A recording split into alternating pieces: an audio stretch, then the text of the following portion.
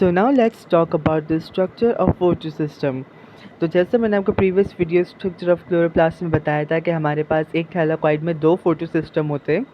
It consist of accessory pigments and reaction centre. अच्छा, आपको यहाँ पर दो जाइंट मॉलिक्यूल्स दिखाई दे रहे हैं. That is called the reaction centre which are the darkest one. ये है chlorophyll A. Like two molecules of chlorophyll A makes the reaction centre. You can also say them as primary pigments. Okay, और accessory pigments हमारे पास यहाँ पर मैंने आपको तीन एग्जांपल दिए हैं, chlorophyll b, xanthophyll and carotenoids. लेकिन और भी बहुत सारे होते हैं, सो आप इनकी एग्जांपल्स याद रखें. May be they ask in your P4. Yes, sometimes they ask in your P4. Alright, so नाम याद होने चाहिए आपको. And you can just see कि दोनों के स्ट्रक्चर में कोई डिफरेंस नहीं है, सिवाय एक छोटा सा डिफरेंस के in your photosystem two, that is the enzyme. Now you do not need to know the exact name of the enzyme. You can just simply say oxygen evolving complex enzyme और just simple enzyme. अच्छा, इसका function क्या होता है वो हम अपनी next video में डिस्कस करेंगे, पर यहाँ पर ये स्ट्रक्चर याद करने की ज़रूरत है. That enzyme is only present in your photosystem two and that is the entire structure of your photosystem. Now let's talk about the function of photosystem. हमने स्ट्रक्चर समझ लिया, अब फंक्शन समझते हैं.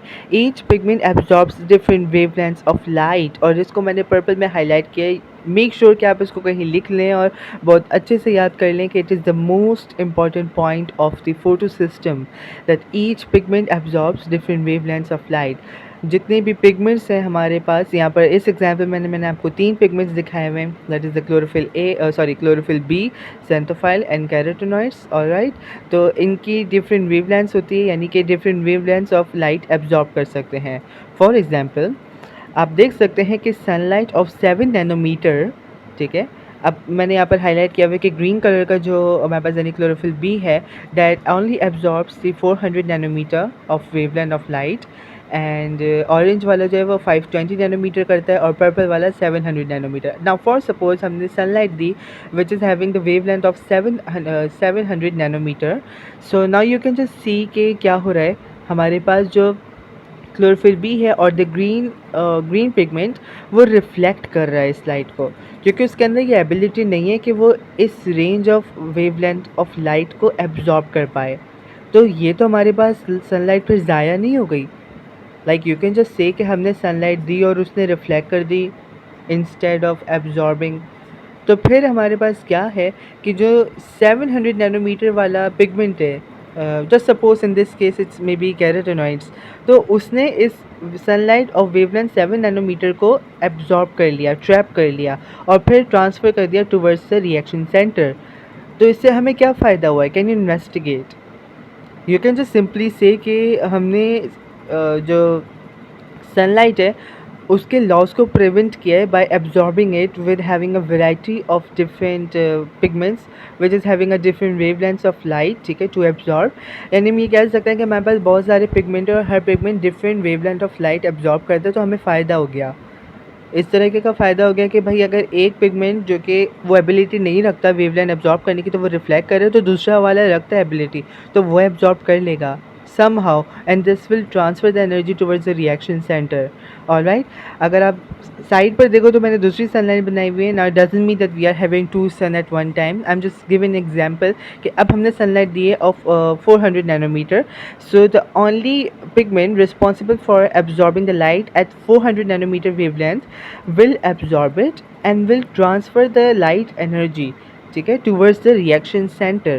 अब स्टेप बाय स्टेप अगर मैं आपको दिखाऊं क्लियरली, तो सनलाइट को एब्जॉर्ब किया पिगमेंट ने, and that is called the accessory pigments. You need to just specify out के एसेसरी पिगमेंट्स वो पिगमेंट्स हैं जो लाइट को एब्जॉर्ब करते हैं.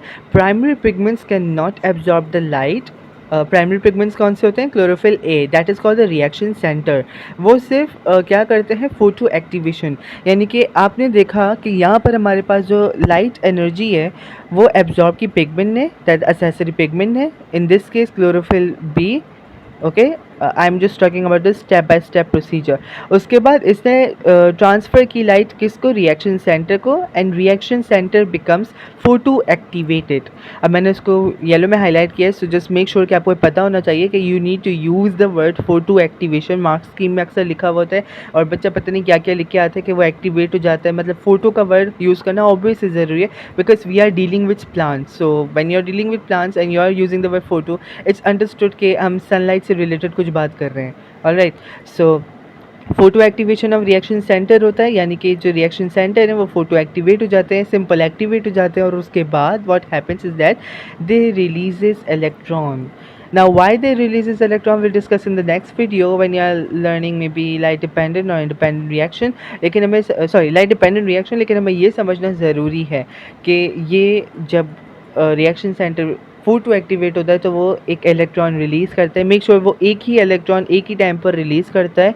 ऑलराइट, सो ये सारा प्रोसीजर आपको समझने की ज़रूरत है। गिविंग अ स्मॉल रिकैप, क्या होता है सबसे पहले हमारे पास बहुत different types of accessory pigments हैं, and we are also having the reaction centre in the photo system.